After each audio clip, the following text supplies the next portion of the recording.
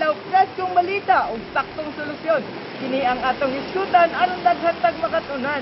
Ug para sa atong balita, mga residenteng naapektaran sa milabay nga kalamidad ang pagkabalakan ang pag-abot sa bagyong Auring. Mga kasulbad, atong kumustahon ang sitwasyon sa atong mga katawan diri sa lungsod sa San Jose. May tungod aning bagyo hanggang lang bagyong Auring. Tara kasulbad!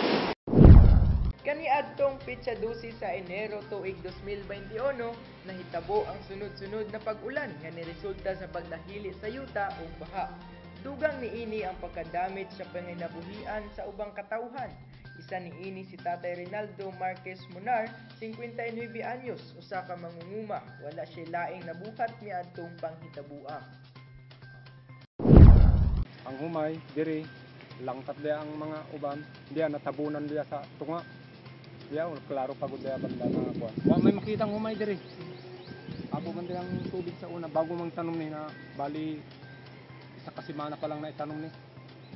Gipasagdang ko na lang dahil wala may isimilya. Gikon man gipicturean man sa taga dito sa Capitol. Dahil nakakon man gud sa PCIC ana ating humay kanang naka-insure. Mayo kung naay madawon na insurance tong ingon nila na PCIC. Ingon nila kon man ang akong humay bali na padulong sa 30% ng nadaot. Pero ang palaya wa na. Ang kahinanglan talagang mananumay kanang mga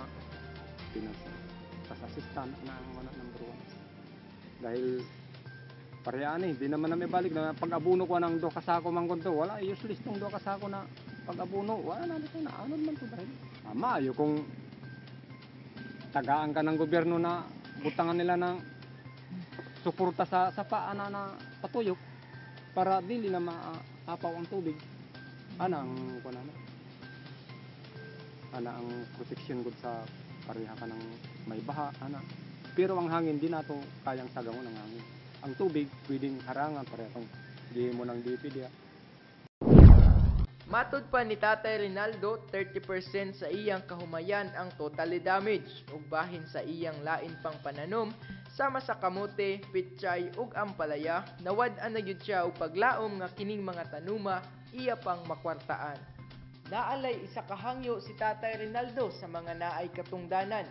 Kini ang mahatagan og pagtagad ang maong sapa nga hinungdan sa paglunop sa iyang kahumayan o uban pang mga pananom. Mga kasulbad, dili lang mangunguma ang dakong naapektaran sa miaging kalamidad adtong bulan sa Enero, kundi pati nasab ang atong mga mananagat diri sa lungsod nga atong gisaligan nga makakaon kita og presko og lami nga mga isda nga gikan sa atong kadagatan.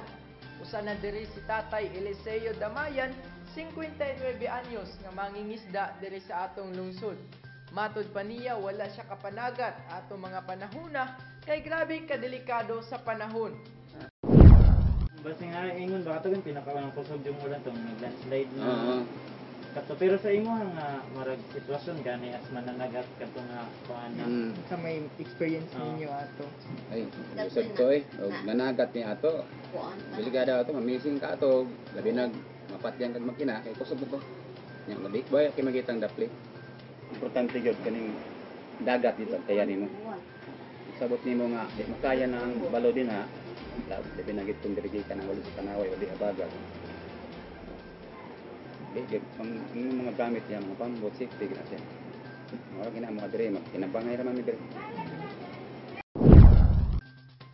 Ug bahin usab sa moabutay nga bagyong Auring, iya kining gipangandaban kauban ang iyang mga kapwa mananagat nga mabutang sa safety nga lugar ang ilang mga gamit pagpangisda. Ug bahin usab sa mga nabahaan kaniadtong miaging kalamidad, usa na si Nanay Primitiba Santillan, senior citizen, sa mga nakasinati sa dakong baha nga nilunop sa mga kabalayan sa barangay Don Ruben. katugay ni agi nga kaanay nga katong pagkusog sa tubig. Unsa man ta nag murag imong wala mo ato ka nag-expect gani nga may natuto siya? Wala gon, hindi na magalit ko. Kalita man tugon nga ni anak ng tubig. What? Nya ato pagtaas sa tong tubig na asa man mo to. Dito sa eskwelahan. Dato diri ang COVID. Nagpan, sige pa man kung pang ko sa akong mga butang pansanat kay para hindi maabot sa tubig.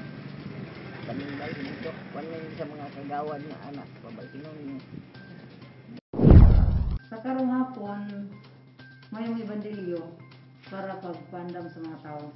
Di mo nito naman na sila permis service, anto sila sa evacuation center. Adlaw gabi, kaya naamon di itong protocol ani nga 24 hours basta na kalamidad.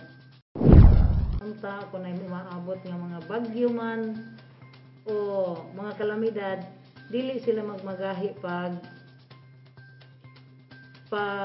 pabakwit kay kaming mga barangay official wala may magkulang sa pagserbisyo nila tungod sa ilahang safety.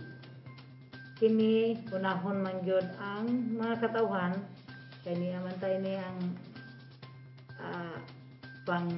panggobyerno, mas mauna pa silang mga katawhan kaysa among pamilya.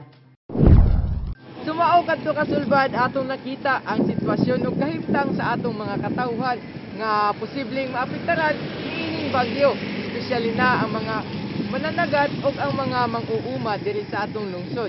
So hinaot ko lang mga kasulbad no nga kita kanunay nga magbantay ug magamping kay kining atong panahon nga delikado ug pabag-o wala ta kabalo sa posibleng mahitabo. Ako inyong news vlogger Rodel Del Oro, alang sa Sulbad News.